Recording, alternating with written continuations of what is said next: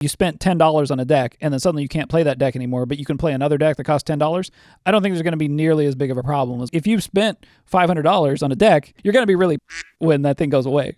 Distraction makers. All right, well, first let's explain what Standard is, and then let's explain why rotating formats are so important to Magic the Gathering. So Standard used to be a one whole block, a core set, and then another whole block of cards. So you had 7-ish sets worth of cards in the Standard format. Rotating formats for Magic in particular, but card games generally, is very important because it's a place to reset the optimization life cycle. Over time, the game will get optimized. Players will find the best strategies. They will homogenize around those best strategies, and this format can be sort of solved. There's not really any way to like properly balance all of these game pieces to like the specific exact point than if you had like say the number of game pieces that are in chess, right? Right. There's only a handful, and chances are there's going to be little imbalances. There's going to be stuff that's better than other things, etc. Finding that stuff out is part of what motivates players. Yeah. It's part of the game. And so you want a specific point in time to sort of turn that soil over and start that optimization cycle over again. Because if you don't, the only thing you can do to attract players to want to buy and play with new cards is if they're more powerful or more complex than previous cards. They either need to do more things or they need to do the same thing but more. Well, I came from Yu-Gi-Oh! Oh. We didn't have rotation. So you're just... We just had a mysterious list that would show up. You had rotation. We had rotation, basically. We had a ban list, and then we had a traditional tournaments and then ban tournaments. It's kind of what a rotation is, right? It's like it's an agreed upon date where a whole bunch of cards get banned. Right. So when I came into Magic, I actually fell off after a rotation happened after Ravnica, and a big part of that was because I was being told I couldn't play with my cards anymore, and as a teenager, I was like, well, I barely have money. Like, what are you talking about? I can't play with these anymore. And so I do think that a big part of it is that people end up sinking their funds into this game. They have these pieces. They want to be able to play with them in the way that they want to play with them. And at one point in time, Standard was the main way that you played. And so if you're being told now that you can't play, well, other than kitchen table Magic, I suppose.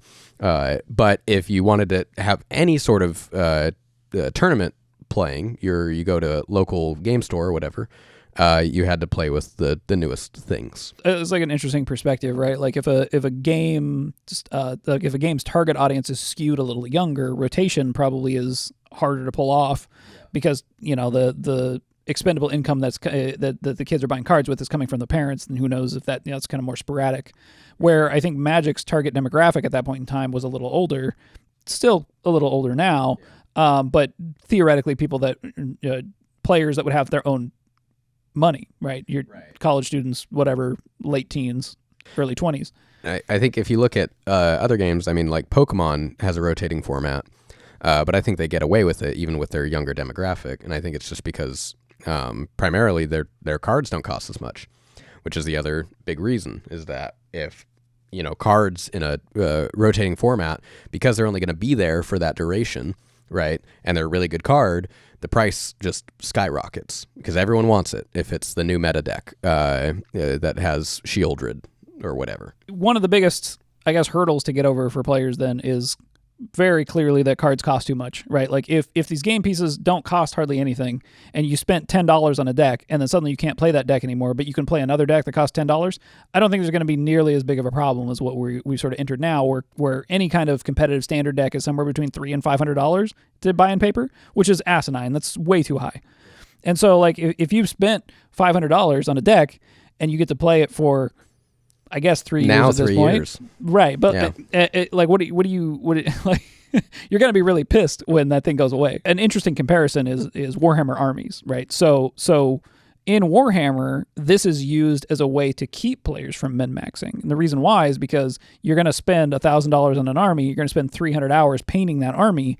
You're not very likely to go buy a different army to chase sort of the trends of, what's just the best army right now. Well, we should also explain Warhammer gets around this because Warhammer, if you buy a miniature, the way that it works is that you just have that miniature. Say miniature again? Miniature. Miniatures don't go away. Like how cards in a rotating format and Magic, like eventually they just kind of go out of the format and maybe they'll go into an eternal format like Commander or something like that. But generally, at some point, like your card just might not be usable anymore. But Warhammer, as they have units, they have kind of like patch notes. So they come out with new patches that has new updated unit information. So you can always use your miniatures. Right. The big thing is that the rules text and the game pieces are separate things, right? Where in Magic, the rules text is printed on the card, right? So if a card is going to be overwritten by a new card, it's going to have new rules text that way. That's how they would effectively patch a card in Magic, is they'd print a new card that's better or less broken, and they would ban the old one, or it would rotate out or something, right? Where in, Warhammer, these things are separate. So like Warhammer community in general, at least when I was more aware of it, had sort of a almost not quite an adversarial relationship to people that were min-maxing, but they definitely would warn new players against playing the game that way, because you're going to invest in an army that might be good now, but once a new rule book or when something changes, they're not going to be as good as they were. And so you really have you sort of learn to love the army that you've chosen. It's more about the flavor and the army that resonates with you visually and lore-wise than it is about which one is more powerful. Right. Which I think is great in Warhammer's case. Yeah, it does suck that the barrier to entry, or the barrier to, I guess, meta staying fresh is just financially. Yeah, I mean, it's a cost, right? You're sort of looking for ways to create resistance to min-maxing, right? And Magic, on the other hand, is creating a system in which it facilitates min-maxing with rotation, right? So you're incentivized to min-max, find the best strategies, build the best decks, find the thing that is the best so you can win for a while, because it's the way that you can be and sort of get an advantage over other players if you've found the deck that actually beats the meta. And then that stuff rotates out and you get to do it all over again. But again, the way that you facilitate that interaction is if those game pieces don't cost that much money. Right. If you spend $1,000 on a deck that you can't play, you're not going to be happy. One of the big ways that Wizards of the Coast has decided that they're going to try to solve this problem, which is interesting, is that they've increased the length of rotation from 2 years to 3 years. I have a suspicion that this is not going to solve this problem at all. It's not targeting the actual problem, which to me is the cost of game pieces. Instead, it's actually making decks cost more. And the reason why is because traditionally, standard rotation has gone through what we've referred to before as the lightning bolt or a shock format, where in one set of standard, one rotation of standard, lightning bolt is the burn spell in the format, which means that the power level of that format is high. And then the next sort of rotation, shock will be the burn spell in the format, which means the power level is lower. And when you go into a lightning bolt format, what that means is those cards are powerful enough that they might seep down into eternal formats, things like Commander, things like Modern, things like Legacy. And if that happens, those particular cards that are good enough to be played in these eternal formats are going to skyrocket in price because the demand has gone up. And then in the world of Commander being so popular, this is a serious reality, in that when a card hits big and everybody wants it, you get something like Sheldred, right? Where she's an $80 card. $80 cards in Standard were unheard of when I was playing Standard. Other than like Jace the Mind Sculptor. But right. He was like 200 or something. Right. We had Jace the Mind Sculptor, which happened once every 10 years or something, right? Where something was so good that it ended up in every format. It was just the best thing to play. It was just so insanely good that everybody wanted one. Part of the problem here is that since you have so many sets coming out and so many cards in the format, it's inevitable that some of those cards are going to be at the power level that people in Commander, or just interesting enough that people in Commander want them, people in Legacy might want them, Modern, all these other formats. And so individual card prices skyrocket. And if you have too many of those within the format, which because your card pool is too large, you end up with decks that cost $500 to purchase. Yeah, I see their intent with trying to extend it, because it feels like they're maybe trying to kind of do Warhammer's type of thing to it, that's saying like, look, you can play with your game piece for longer. But it still is capped. It still has a date. And I think that you're right that if it's if it's still viable in this other format, then it's going to stay at that price for a longer period of time, unless it somehow gets banned in some other format or whatever. But that's not usually very common. In terms of what can Wizards of the Coast do to sort of alleviate this problem, it might be a shorter rotation is actually what would be necessary. But in order to get people on board, you kind of have to bring them in, making them go, oh, well, it's not going to rotate for a really long period of time. So that way they're not thinking about the sunk cost that they've spent to buy the cards for 3 years or whatever. I don't know if that's going to work. Like, that's what I'm concerned I think about. that they could convince people of a shorter rotation if it's cheaper to get cards.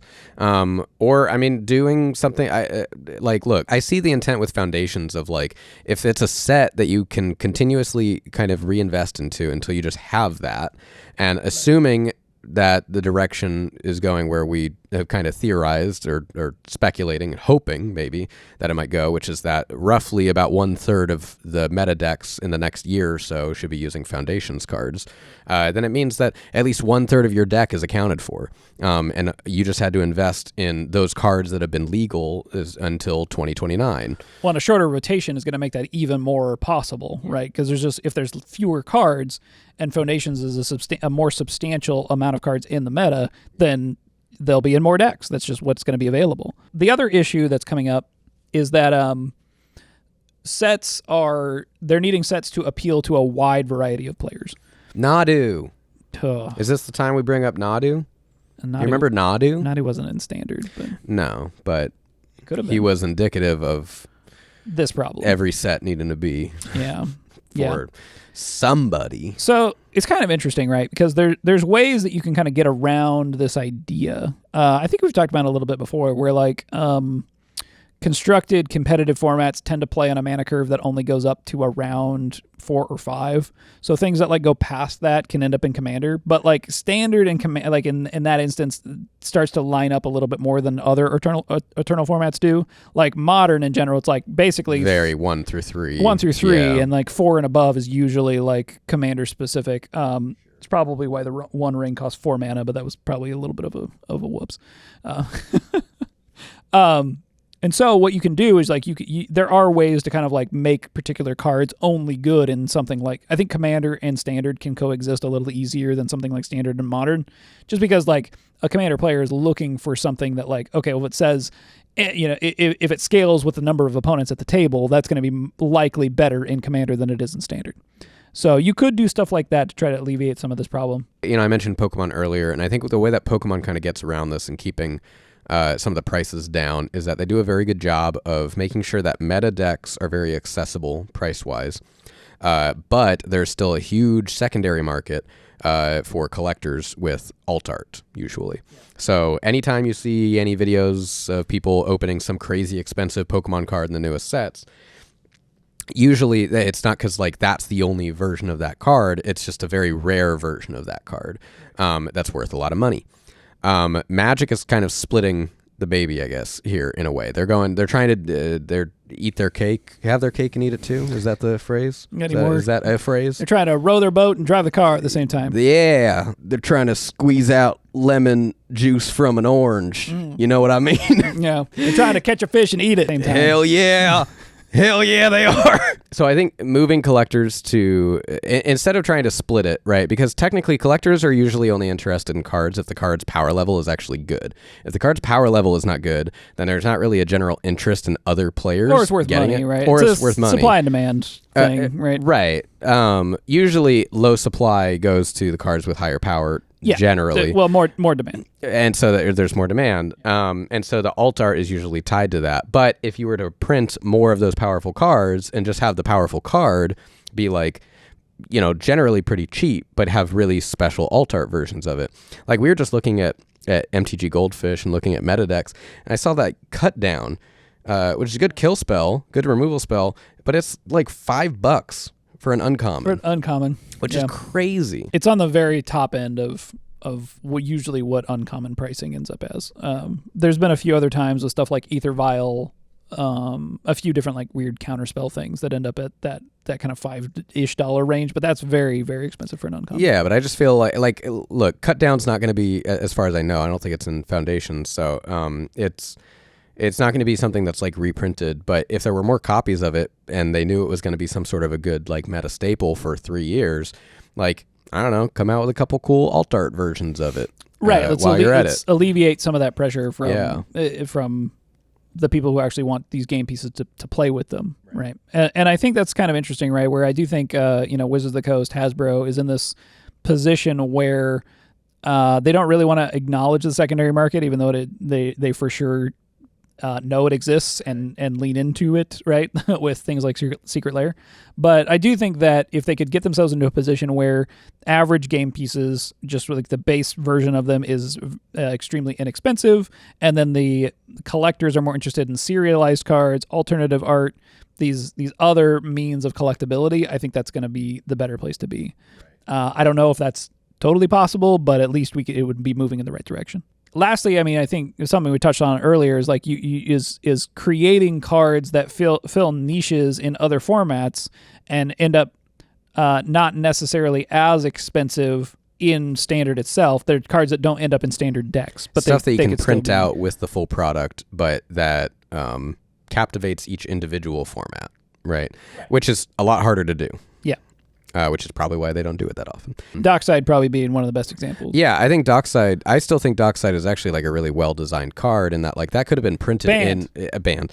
It could have been printed in Standard and people would have been like, okay, and like probably not played it. Not that good. Maybe played it Draft if there's like heavy artifact enchantment, whatever. If it was printed in Mirrodin, sure. Now we're cooking. Even in Duskmourn. Duskmourn had a lot of enchantments. Sure. So, I forget it does enchantments too. Yeah.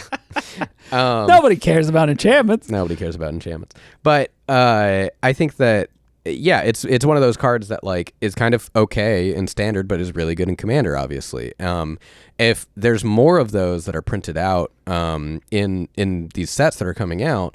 I think that it kind of slot a little bit more into each individual format, right? Instead of being so good in, like you're talking about with the One Ring and how the One Ring is just like so good in everything. Everything, yeah. That's kind of interesting too, right? So let's say you make a Commander staple in a Standard set. And so you have Commander players that want to buy that set and they're opening the cards, but there's cards in there that are good for Standard that they don't necessarily really want. Right. And so which is currently kind of what's happening. Right, which is great, because what that means is they might want to sell those cards or whatever and put them back into the secondary market, and then Standard players can get them at theoretically a less expensive price because more of that product has been opened. So there are some interesting incentives here where having a crossover between player bases makes a lot of sense to potentially get cheaper game pieces for Standard. The other thing that's weird is that's actually counter to previous history, which was that Commander was the place where Standard things would eventually be sold into, so that you could recoup some of your cost that you sunk into your deck at the end of when it was about to rotate, and then Commander players could get those cards for cheap because all the Standard players wanted to offload them. Right. So now we're in like a weird inverse scenario. I think the toughest thing to try and capture there, though, is trying to have cards in like a Standard set that are good in Commander that don't feel completely out of place being in a Standard set. Yeah, because you have to really any Standard set is not just Standard as a format; it's also Draft. And those two things alone are already very difficult to try and balance. So to then also throw in Commander cards, I've already kind of seen this with like a couple Draft formats that it feels like there's some cards that I'm like kind of picking up in Draft and I'm like, this doesn't feel like this is like a Commander card. Right. Well, and you sort of can end up on either side of that problem, right? Where like it's a card that you pick in Draft and you're like, this doesn't really make sense. It doesn't feel like it's made for Draft, right. Made for Commander. Or you're going to know the other side of it, which is a card that's made for Commander but happens to be insanely broken in Draft because it's so powerful in order to affect Commander. Right. So, all right, well, at the end of the day here, I think the biggest takeaway is cards need to be less expensive. Cards need to be less expensive. And rotation is super duper important for the health of the game, so that players can play the game without them continuing to print more and more powerful cards and power creeping everything out of the game. Or this is all Wizard's secret plan to just get people to play Magic Arena. You know what the worst part about Magic Arena is? Yeah. I can't flick my cards anymore. Oh no! It's the worst. Man, you can't subject people to that. It's terrible. Oh no! Good. Thanks for listening to us talk about Standard and complain like a couple of old grumpuses.